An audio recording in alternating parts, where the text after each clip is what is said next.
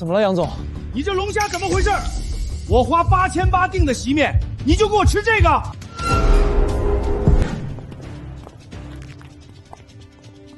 小林，把店里最好的奥龙拿出来，我请朋友吃饭。叶少，今天的份额都被客人预定了。那就让他们退了。这样不太好吧？客人都提前预约好了。嘉豪，这楼不是你家的吗？来自家地盘吃饭还要看人脸色啊？小林，你搞清楚，这楼的主人是谁？我知道，可现在是秦总在经营。秦风，他一个乡下来的穷酸货，还真把自己当老板了。我看赚这么多。叶少，你不能看。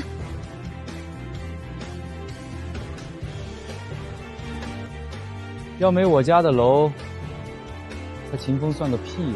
叶少，你真的不能进去。滚！老子回自己楼吃东西，还要你个看门狗批准？叶家豪，给我站住！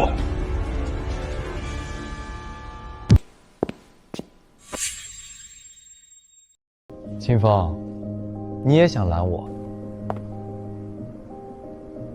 叶家豪去年毕业，你带全班同学来餐厅吃饭，点了7万的席面，没结1分钱，还顺走了包间的摆件。秦风，今年过年，你大伯一家7口来吃年夜饭，花了4万9，也没结。你今天想进去可以，先结账。秦风，你非要闹得这么难看吗？你别忘了，当初你爹死的时候，是我妈接济了你，如今只是吃了你几顿饭，你有必要跟我掰扯得这么清楚吗？大姑的恩情我记得，但凡事都得有个度。行，秦风，你给我等着。走，今天爷带你们吃更好的。老板，他不会报复我们吧？没事，有些账我不能一直装看不见。陈女士，您订的包间在2楼，我带您上去。听说全鹿城你家海鲜最新鲜，今天我可要好好尝尝。请。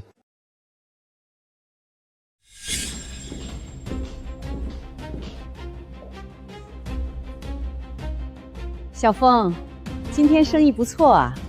大姑，我刚听嘉豪说，你1个季度就能赚200万。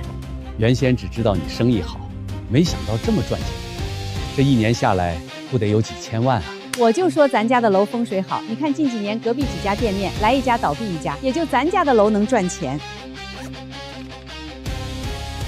所以小峰啊，你占了我们家这么一个大便宜，你是不是也该给我们涨涨房租了？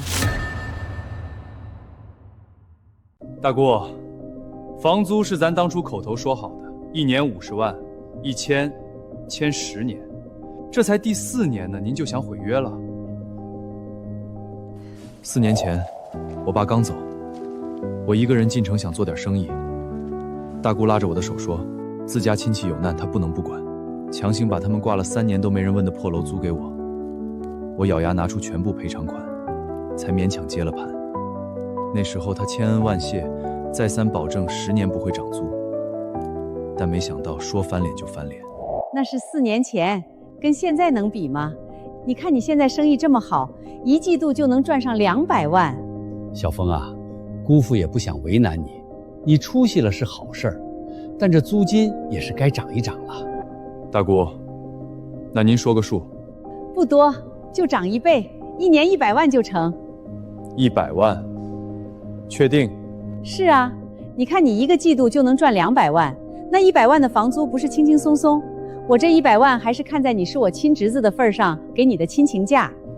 大姑，租房前我跟你百般确认房租不会变，我才花钱装修的。这几年行情不好，周边的房价一降再降，我从没有说过什么。别人怎么样我不管，咱们可是一家人啊。还有你表弟嘉豪，去年毕业后一直没工作，你就让他入个股。没错，以后我拿51%，你拿49%，够意思吧？看来你们是吃定我装了修，舍不得这楼，必定会答应你们的条件了。既然你心里清楚，那就别废话了。要么你就按我们说的，房租翻个番儿，再给你表弟51%的股份；要么我就把房子收回来，你装修花的300万，哼，就全当你孝敬我的。秦风，我劝你还是选第一条，不然这300万的装修费多可惜啊！大姑，您是认真的？小峰，你也知道，当年都是口头约定的，连张白纸黑字都没有，随口说的话哪做得了数？你说是吧？小峰，你大姑也是为这个家着想。秦风，你就别装清高了，这楼本来就是我家的，你在我家赚了这么多钱，多给我们点怎么了？这些年你们隔三差五来我店里，海参、帝王蟹哪个贵吃哪个，吃完从没付过1分钱，光叶家豪一个人就遭了几10万。我看在亲戚的面子上，从没问你们要过1分钱，我给的还不够多吗？那怎么了？我们是一家人，这是你应该的。小峰，你可不能为了几个钱就忘了大姑的好呀。说到底，你能开起店，不都是靠我家的楼吗？行，这店我不开了。你说什么？明天我就搬走。你疯了！你装修花了300万，这一砖一瓦都是你的心血呀，你就这么舍得？这300万，就当买断我们2家几10年的情分。大姑，当初我进城你给我的帮扶我记着，但从明天开始，您是您，我是我，日后就不必再联系了。这怎么行？你爸妈，他要走你们就让他走，以后这店我来接手。你能行吗？有什么不行的？秦风在这儿开了4年的店，名声早打出去了。他一走，咱请几个网红来探探店，不就成了吗？这样的话，以后你大伯他们来也不用看他脸色了。秦风，这可是你说的，日后可别后悔。后悔的不会是我。小峰啊，别把自己想得太重要。没有我们这楼，你能干成生意？以后家豪接手，一定比你做得更好。爸妈，别跟他废话了，等着看他后悔就行了。我们走。老板，你就这么答应了？他们这不是明抢吗？答应？不，4年前我剑走偏锋，决定在地势陡峭的山地开一家海鲜餐厅。可海鲜不是烂了在路上，就是运来没2天就发臭。于是我咬牙请了外国团队，设计了一套进口的冷链系统，从运输、入库、暂养、储存，每个环节都亲力亲为。经过数十次试验后，才将最新鲜的海鲜端上桌，餐厅才有了现在的规模。他们只看见营收额200万，却没看见这4年我是怎么把客人留下来的。他们想要我的生意，也得看自己办不办得到。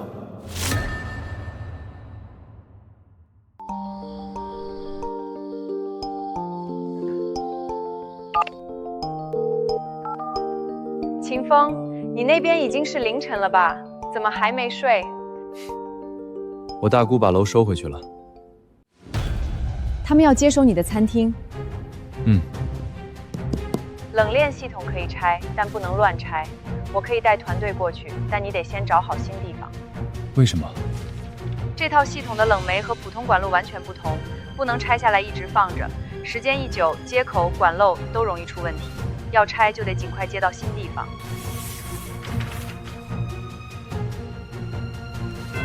我倒有个合适的地方。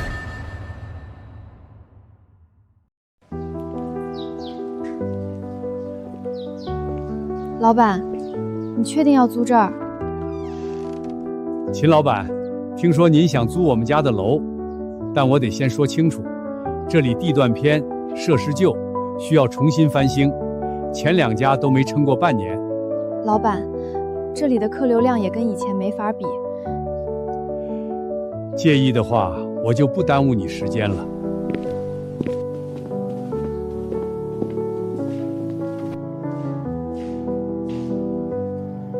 陈叔，我看布局图上有一间地下室，能进去吗？能。这是以前建楼挖的，本来想当储藏室，但受气候影响，里面干热又不通风，东西放进去没2天就坏了，后来就干脆锁上了。但如果加上冷链系统，这里就是最好的食材储存室。陈叔，这楼我能改多少？只要不动承重墙，你想改多少改多少。那巷口能停车吗？能停，客人走进来也就3、4分钟。图纸给我一份。你真有兴趣？我得先盘盘账。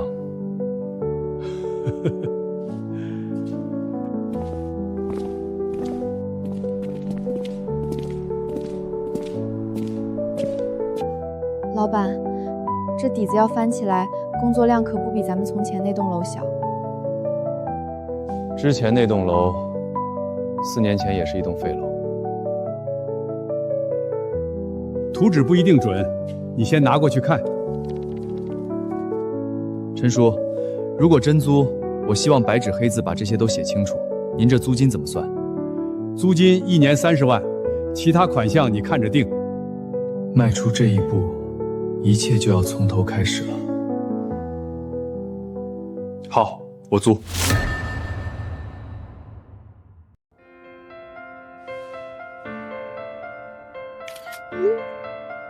陈叔，这楼我租了，能动哪里不能动哪里都写进合同。行，白纸黑字写明白，谁都放心。老板，我们真就从这儿起步了。就从这儿，走吧。之前那栋楼我们还有东西没收回来。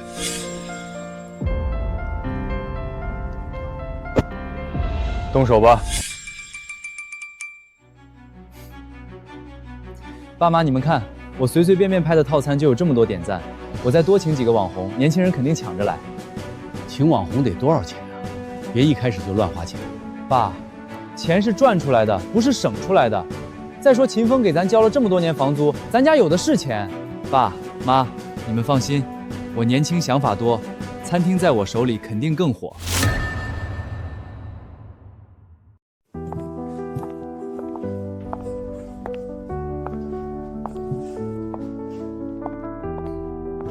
小峰，你至于吗？搬些摆件餐具，还叫来一车人。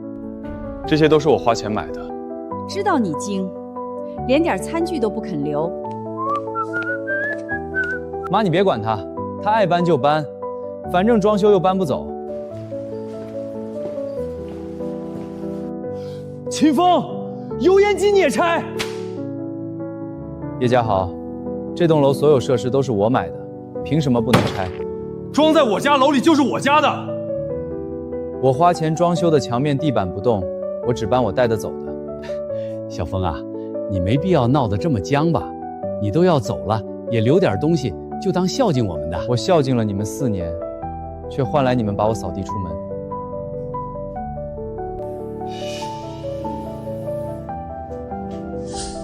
秦风，这些桌椅你也要搬？你打算让包间空着啊？桌椅、橱柜都是我花高价买的。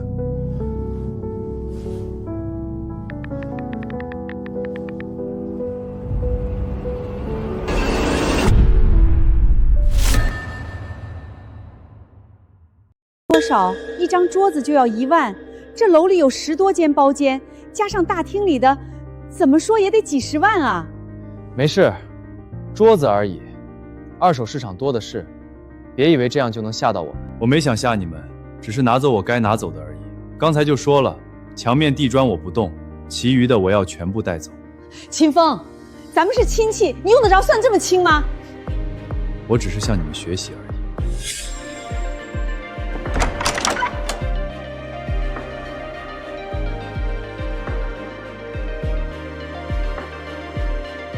秦风，你好，米娅，先去厨房，我换个衣服，稍后就去。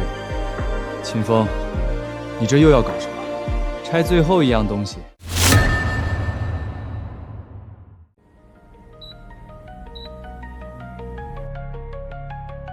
拆个机器还请洋妞来，秦风，你还挺能装啊。怎么样，好拆吗？好拆，但接口要封好，管线要编号。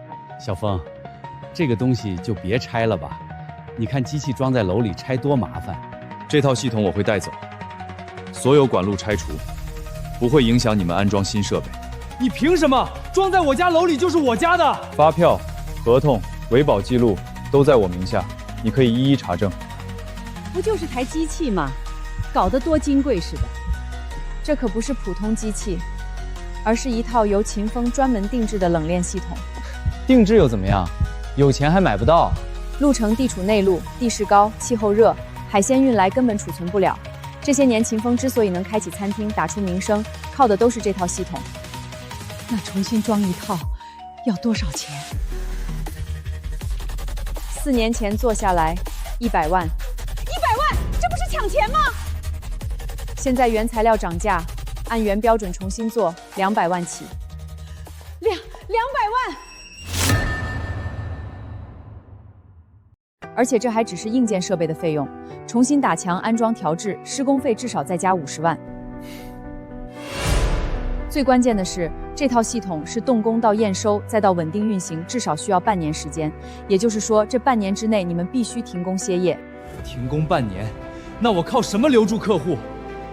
秦风，可以叫团队进来拆除设备了。秦风，你搞这一出，不就是怕我做的比你好吗？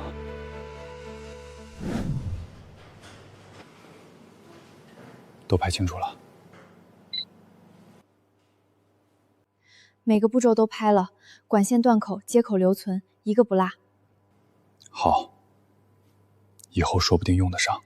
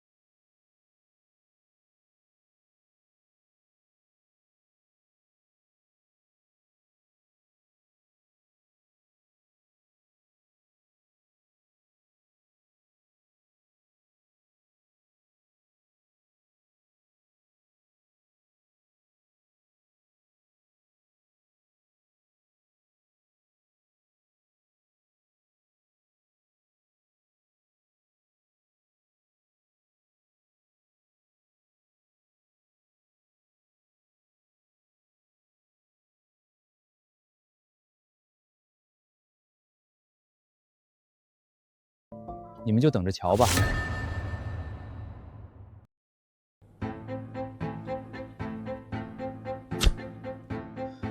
什么叫我没操作权限？秦风把注册地址改了。呀，那之前的客人还找得来吗？他这是早就算计好了。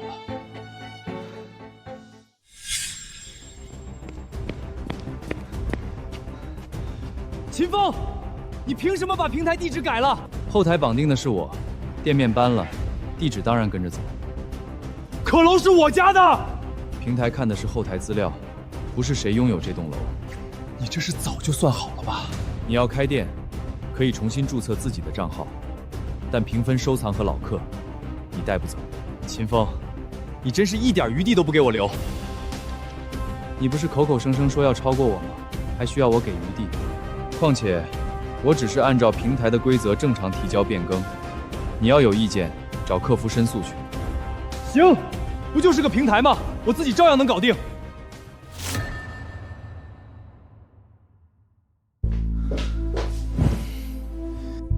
妈，秦风早就算好了，连客人以后怎么找他都考虑清楚了。那咱们店怎么办？等营业执照办下来，咱注册个新号不就行了？现在开店都是靠的流量，我这就让哥们儿请几个网红过来，只要宣传能跟上，客流量自然就来了。餐具摆设、厨师冷链系统，还有平台全没了，哪还有钱请网红啊？爸，现在的当务之急是把店开起来，只要店开了，很快就能回本。可是咱拿什么开呀？我们可以找银行贷款。拿我们那栋楼去贷。爸妈，你们想，秦风一个季度能赚200万，只要请来网红帮我宣传，什么本回不来？以前秦风能做到，是因为他占了咱家的位置。现在楼回来了，钱就该咱们赚。对呀，那本来就是咱的钱。好，那明天咱就去银行问问。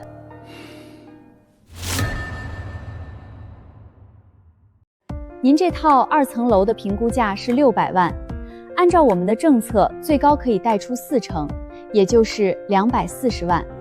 但我必须提醒你们，楼可以抵押，但经营风险需要你们自己承担。这是咱家最值钱的东西。爸，胆子别这么小，秦风一个泥腿子都能做起来，咱自己家的楼还能亏吗？可万一不行呢？不可能不行，餐厅名声已经打出去了，只要运营得当，就一定能赚钱。叶先生，您考虑清楚。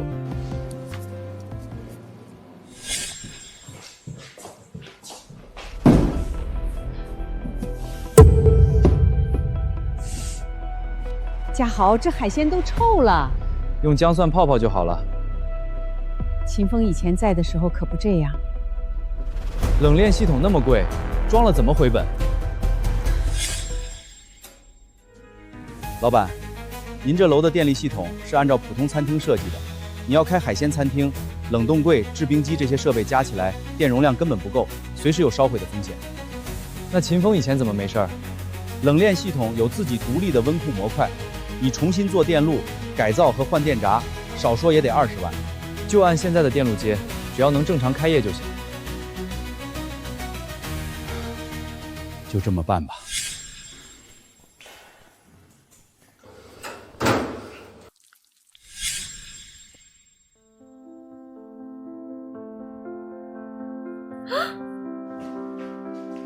老板，叶家豪那边已经开始宣传了。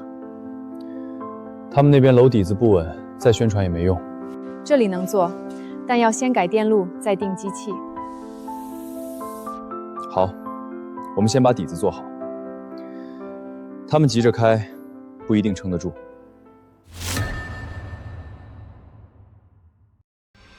嘉豪，往旁边站一点，露出店铺名称。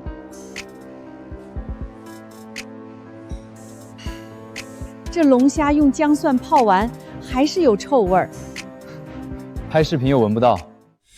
家人们，全新升级的嘉豪海鲜餐厅，陆城独一份的新鲜美味，开业特惠，先到先得。可平台新号不是没审核完吗？客人怎么来？新号先挂着，资料慢慢补，咱走线下预约。手续还没下来，别闹出事儿了。爸，开业正是抢顾客的时候，等手续全下来，客人早被秦风抢走了。行了，孩子有自己的主意。温度稳定在零下18度，湿度42%，变动在合理范围内。第3轮测试通过。老板，我们没有找网红，也没了老店的位置优势。那就把客人接进来。新店试营业，先留3间包间。怎么说？就说新店刚开，我想请他们吃个饭，看看还有哪些地方需要改进的。老客的口碑比100个网红都管用。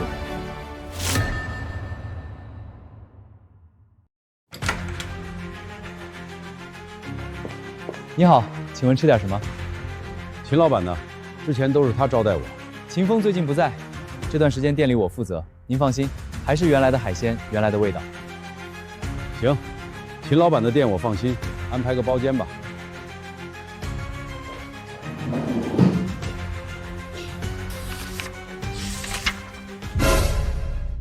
这套席面上月还是6800，现在怎么8800了？杨总，我们最近升级了食材标准，比以前更好。这桌子怎么这么脏？可能是服务员疏忽，我给您擦擦。嘉豪海鲜餐厅，现在我们改名了，听着更顺，也更好记。原来的团队呢？早说秦老板不在，我就不来了。还在，我是秦风的表弟，他最近有事，才拉我入伙，暂时接管这家店而已。你们放心，海鲜的品质和肯定之前是一样的，我这就去准备。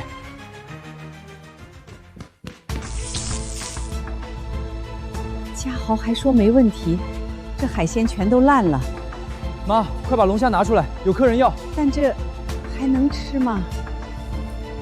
怎么会这样？只是外表坏了，里面不一定坏。拿料酒、姜片去味，再打点东西，让颜色变鲜艳些。可是你就听我的吧。秦风之前能将餐厅做大，靠的就是杨总这种客人。只要今天这单做成了，那他以后认的就是我叶家豪。今天这单必须做。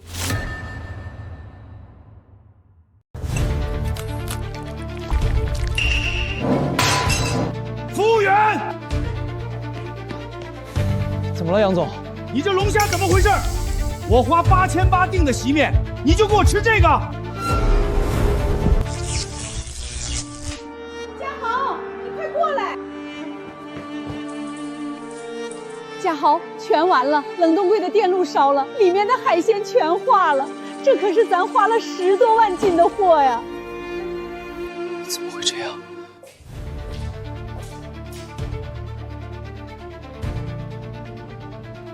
一桌席面8800，你们让我吃这种东西？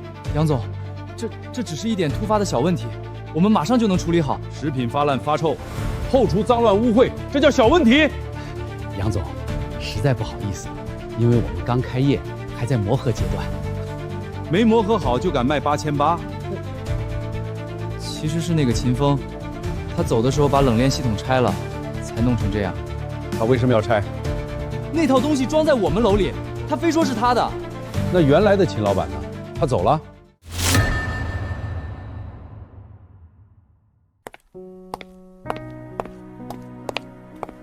秦老板，你可让我好找啊！这地方比较偏，辛苦你多走几步。你在就行。昨天我不知道情况，去了你原先的店一趟。好家伙，8800的席面，切开海鲜都是坏的。这路程果然还是你靠得住。杨总过奖了，我们刚开业，还有很多地方需要改进。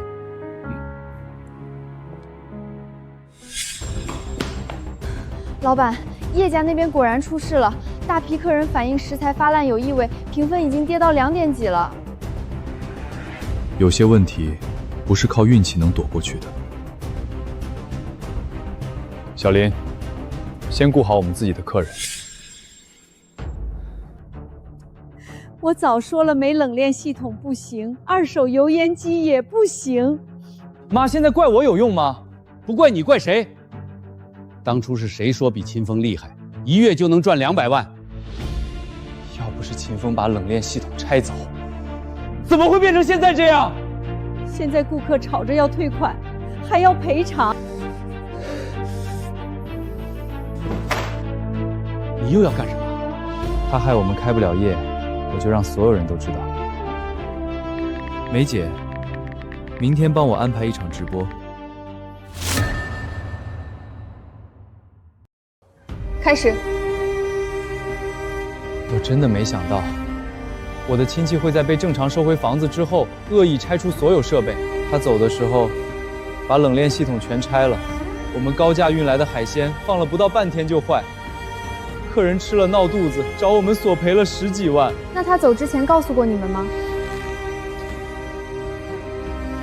他就是想报复我们，怎么可能告诉我们？我只想撑起家里的生意，怎么就这么难？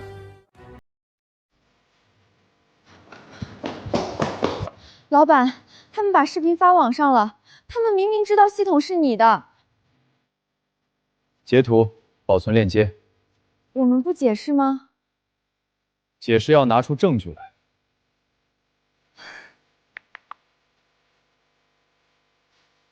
老板，交接那天我拍过拆除设备的视频。先存好，不到最后不要放。为什么？他现在还没把话说死，他想闹大就让他闹。等等，这是视频里那个秦风的新店吧？要不换一家，网上都在骂。二位可以先进去看看，不满意再走。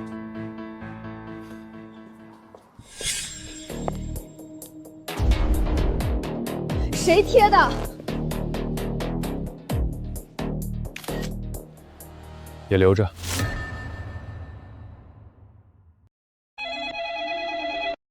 你好，这里是清风海鲜餐厅。你们老板是不是网上那个拆设备的，我预约先取消。老板，这是这个月第5个取消预约的了。这单的王总本来订了50人的商务宴。先别慌，他们都骂成那样了。先别急着回应，他们说的越具体，我们越好一条条对证据。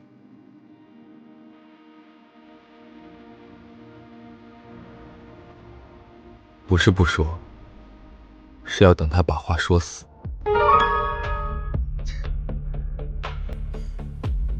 看见没？热度起来了。评论区都在说秦风。对，他不是一直觉得自己厉害吗？这次我看他怎么办。杨总那边怎么说？赔偿就赔偿呗，现在餐厅有热度，后面顾客会来的。平台还在审核投诉。爸，你别总往坏处想。现在是流量时代，谁流量大，谁就能赢。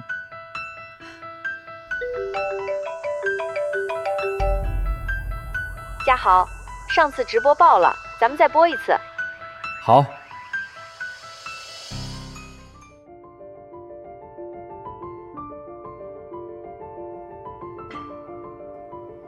秦老板，这直播说的是你吗？是我。那设备真是你拆的？是的。老板，设备是我买的，拆前我拍了照，也告诉过他们。我就说你不是那种人。秦老板，我这儿有你4年前刚开店的照片，网上的谣言我们帮你查清，你别一个人扛。他越急，话里的漏洞就越多。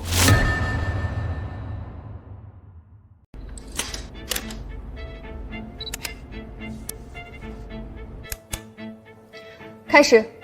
上次直播我没敢说太多，是不想把事情闹大。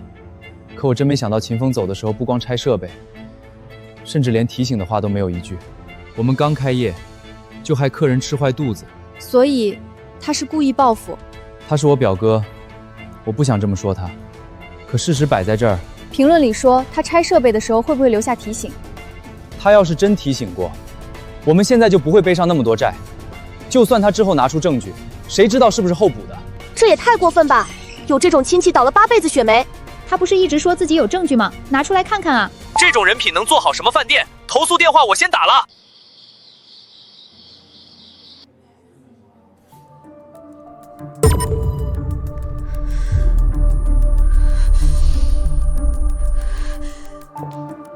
老板，他说你连提醒都没有。他终于把话说死了。先不用拿出证据，让顾客们说。王总，我想请您帮我澄清一下。我从4年前秦老板刚开业的时候就来吃饭了。这栋楼之前什么样，住在附近的都知道。秦老板接手后，花了大价钱才装修成现在这样。我吃了4年，从没听过有顾客吃坏肚子或者食材出现问题。原来以前这么好，所以不是房东家的设备，感觉有反转。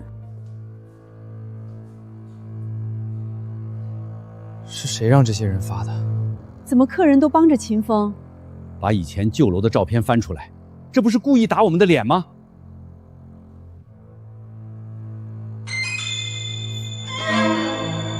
他以为找几个老客说情就能洗白，我这就找人说他情水军。他还敢说我们找。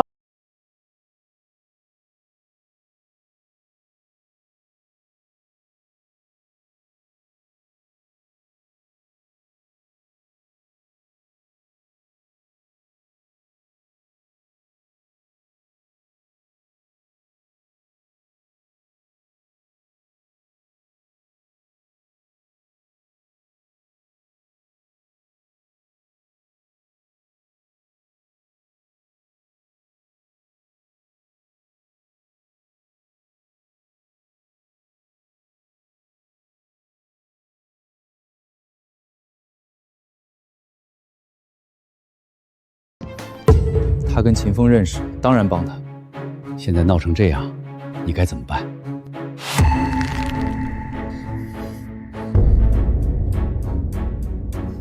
秦风，我在清风海鲜餐厅吃了3年，秦老板每次进货都会在群里发视频，源头可查，新鲜看得见。这是我4年来的消费记录，一共130笔，从来没有一次不愉快的经历。秦老板是什么人，我们最清楚。现在人心越来越坏，我们不能让良心好店被谣言毁掉。这么多老客出来说话，叶家豪的脸不疼吗？他还好意思拿亲戚这么坑人的？说到底，他们只是有栋楼。哎，你不就是那叶家豪的妈妈？你们家也太缺德了，毁人生意是会遭报应的。那本来就是我家的楼，可客人是秦风带来的。大家消消火，网上都是谣言，你们可以进店看看。到现在还想骗人进店，就你们家那品质，早该关门大吉了。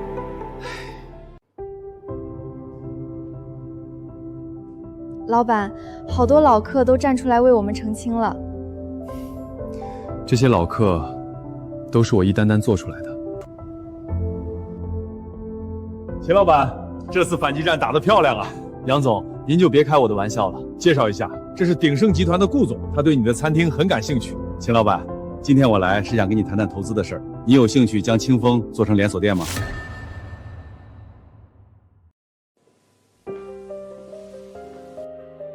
秦老板，一开始杨总跟我推荐你的时候，我还犹豫，一个海鲜餐厅能有多大名堂？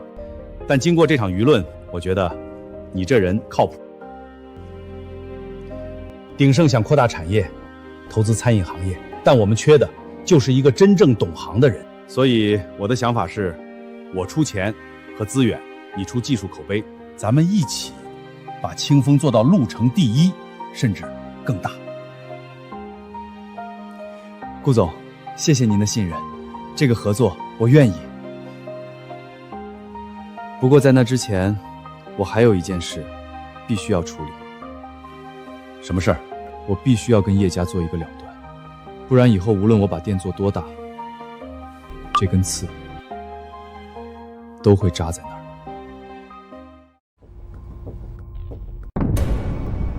凭什么下架我们？怎么回事？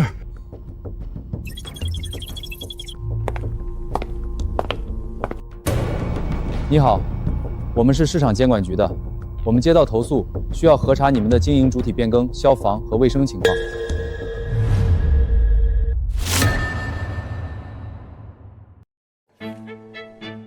设备归属权由秦风所有，他的经营主体还没完成变更，你们就擅自用原店素材进行宣传，还有多起群众投诉，你们餐厅存在无证经营、食品安全等问题。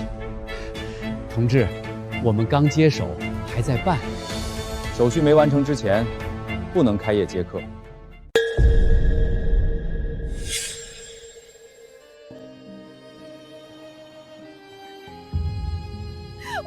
全完了！当初直播和二手设备花了那么多钱，现在店被封了，这钱怎么还呀？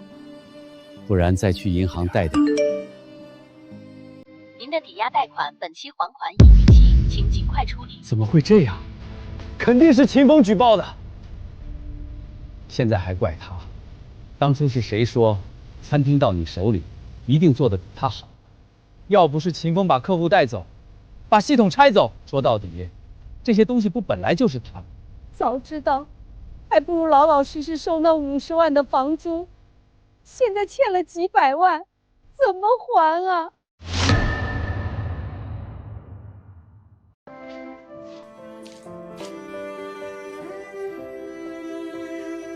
小峰，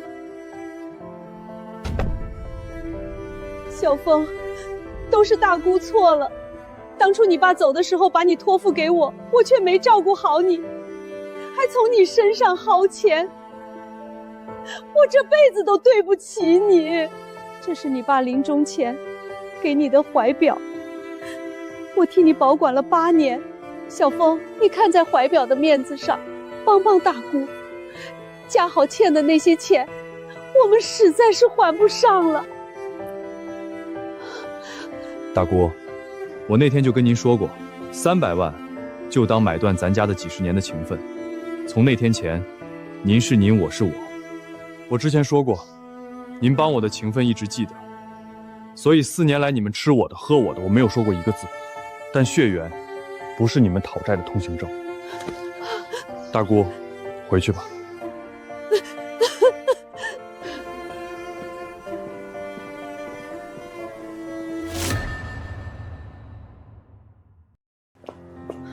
老板，真不管了，她毕竟是你的亲姑姑。小林，该断的就得断干净。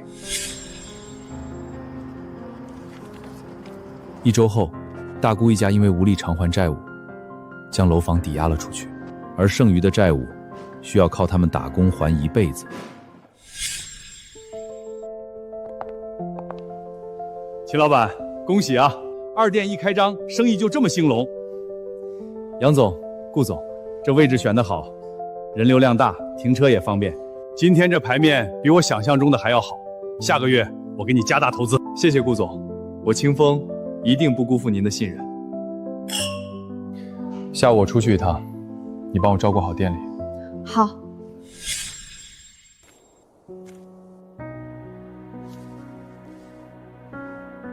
爸，我来看您了。当初您走的时候，嘱咐我要孝顺大姑，记得她的恩情，我记住了。所以这些年我花光拆迁费，租了她家的破楼房，可他们一家从没把我当家人看待。我不恨他们，我只是终于舍得放下了。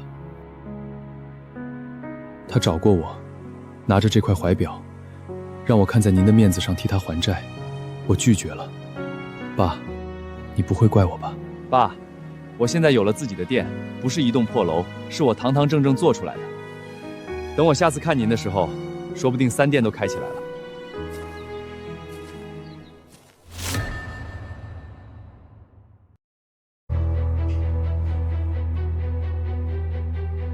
妈的，秦风开2店了，他凭什么？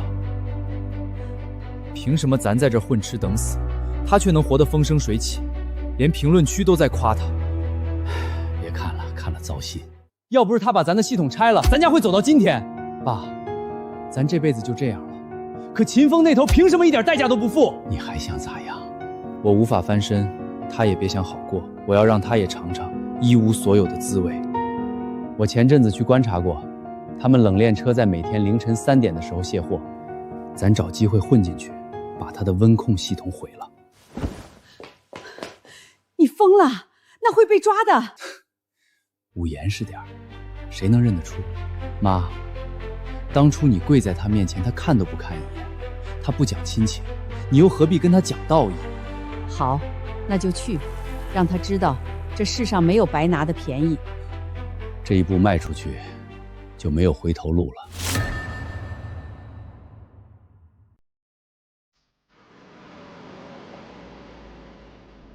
我踩过点了，他们前门西侧没装公家摄像头，咱从那里进去。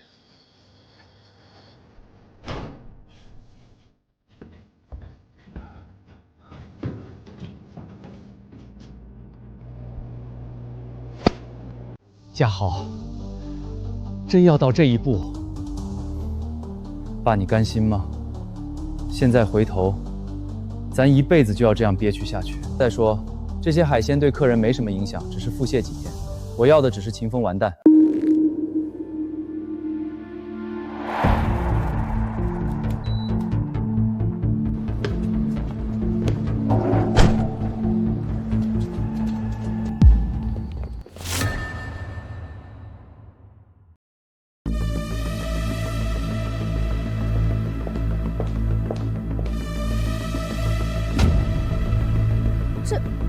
这怎么回事？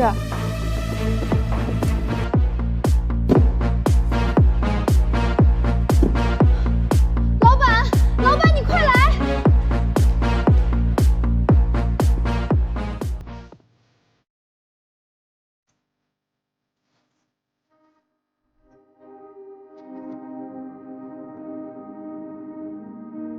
这不是自然死亡。什么意思？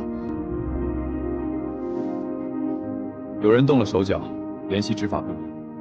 我还以为会一直这么风平浪静，没想到会有人对我的厂子动手。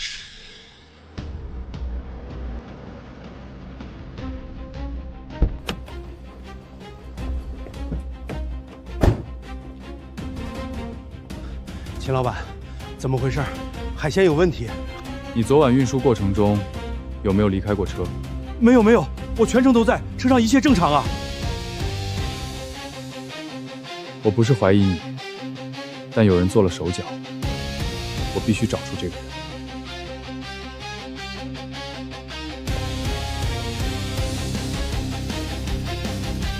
行车记录仪呢？昨天送货的时候开了没？开了。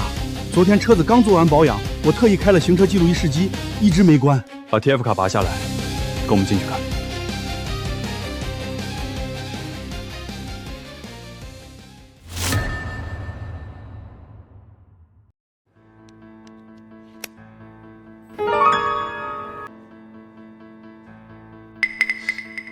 秦老板，这俩人你能认出来吗？化成灰我都认识。叶家豪，又是他们，还有完没完了？我这就去找他理论。可以立案吗？画面拍到了他们靠近冷链车、攀爬车厢的过程。如果指纹、脚印等物证对得上，我们执法部门会立刻进行抓捕。老板，上次他们跪在门口，你都不愿意撕破脸，怎么这次？因为做餐饮，最重要的就是食品安全。客人来我店里吃饭，我就得对得起他们的信任。300万的装修费是我自己的损失，我认。但客人在我这里出了事，我担不起。所以，这次我们走法律。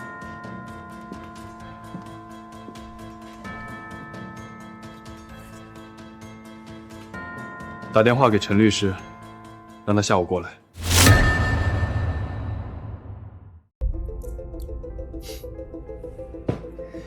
这几天除了平台上那几个骂我们的，一点动静都没有。秦风那边连个屁都没放。真的？他没报警？报警？他拿什么报？我们装扮的严严实实，他就算猜到是我们，他有证据吗？这口气总算是出了。让他狂，让他不帮我们，活该。要不要再干一单？只是几个客人拉肚子，很容易就解决了，感觉根本影响不到他。有道理。等风头过去，咱去干票大的。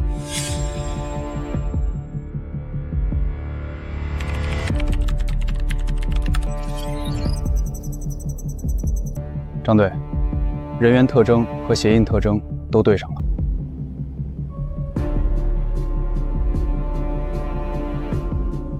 嫌疑人已锁定，地点新民路18号403室，准备行动。秦风，你很快就要完了。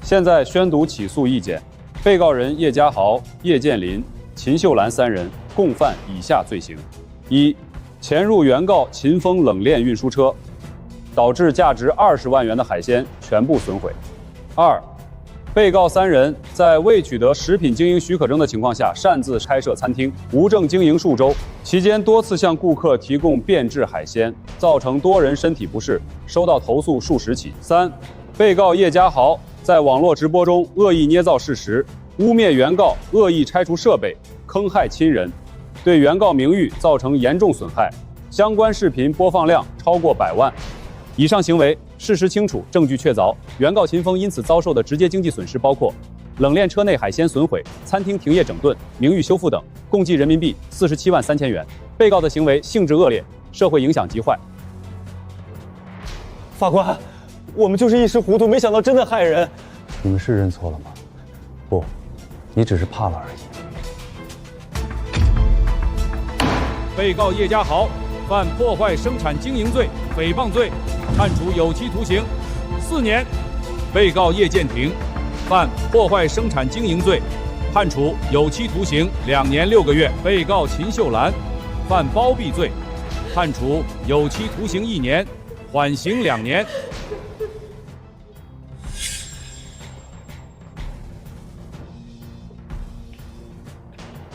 老板，你没事，即使他们是我的亲戚，也该受到法律的严惩。走了，小林，该回去了。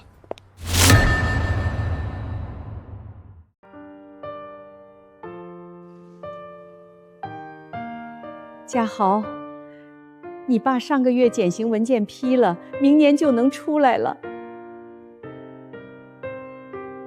嘉豪，你好好表现，争取也减刑。妈等你出来，咱们一家3口好好过日子。妈，出去以后，咱们一家怎么办？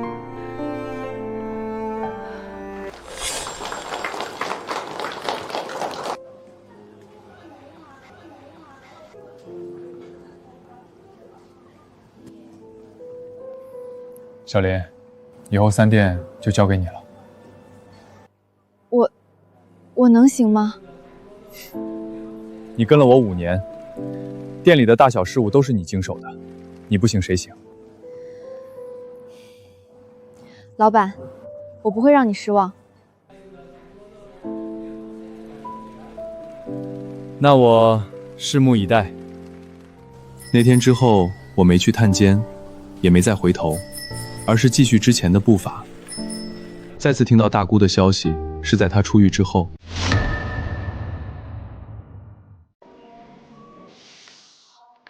在这里签字。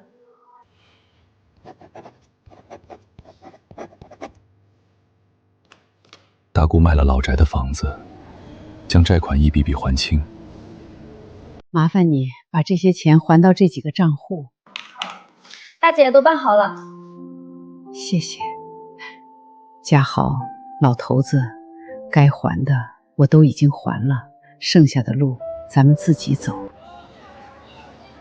大姑用所剩无几的钱，咬牙租下了市场边上的一处摊位，先摆个摊儿，挣点钱还要过日子。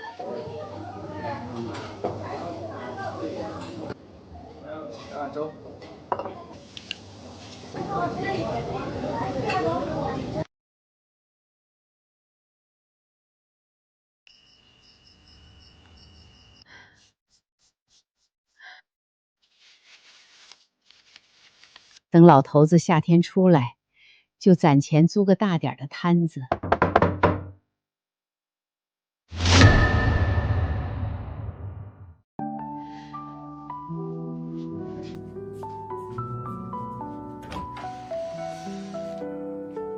该收房租了，这个月房租加水电费一共780。隔壁说你凌晨4点就起锅，吵着人了，注意点动静。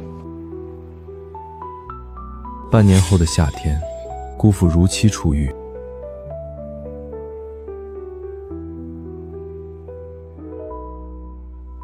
先喝一口吧。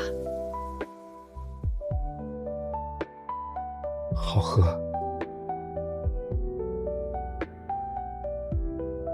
咱们回家。来碗绿豆粥，再来笼鲜肉味的小笼包。日子虽然清苦，但也在尽力了。又过了2年，叶家豪刑满出狱。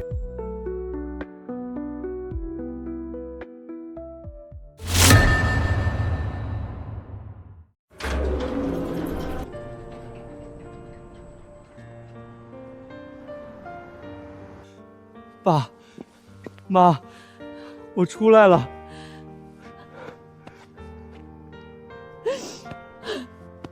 走，咱们回家。我跟你妈这2年靠卖早餐赚了点钱，租下了这个门店，以后你就在后厨好好干。好，以后咱安生过日子。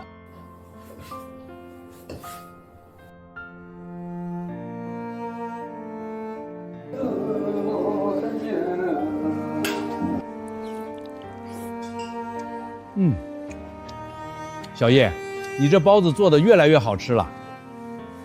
叔，您这话说的，我还有的练呢。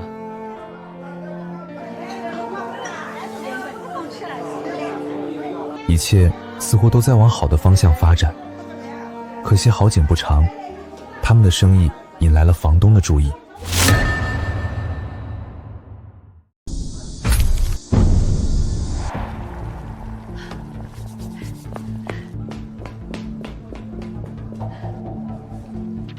杨老板，这是又来吃饭？秦阿姨，你家门店这房租可马上要交了。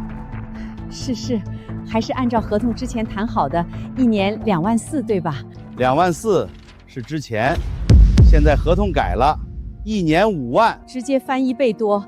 杨老板，这我们1年也就挣那么点儿。我管你挣多少，我这门店位置好，不愁没有客人。这房租你不愿意出，有的是人出。杨老板，要不您行好，3万行不行？真的不能再多了。就5万，不接受，就趁早滚走。杨丽，你这是狮子大开口。我们没租你的门店钱，这就是个荒废的杂货间。以前是以前，现在是现在。小伙子，我看你这脸怎么这么熟？是不是在哪儿见过？杨老板，您别跟孩子一般见识，这合同我们签。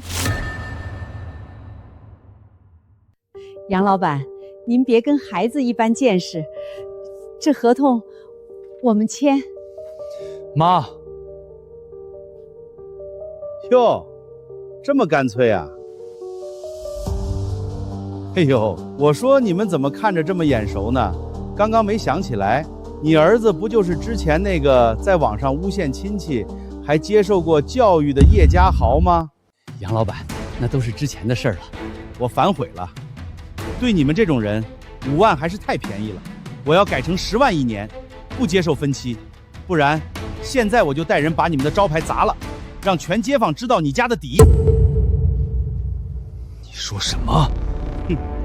一个刚接受过法律教育的底层货色，有什么资格跟我在这斗脸色？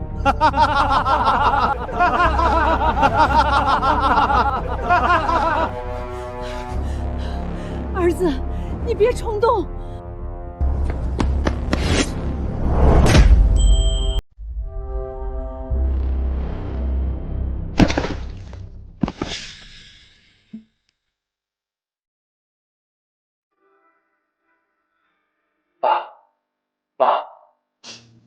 家豪，对不起，是我没控制好自己，你们别怪自己。我这几天一直在想，如果当初我没为难秦风，一切会不会就不一样了？咱还拿着50万的房租，过着自己的生活。是妈的错，是妈的错！当初我就该拦住你。既然你心里清楚，那就别废话了。要么你就按我们说的，房租翻个闸儿。再给你表弟51%的股份，要么我就把房子收回来，你装修花的300万，哼，就全当你孝敬我的。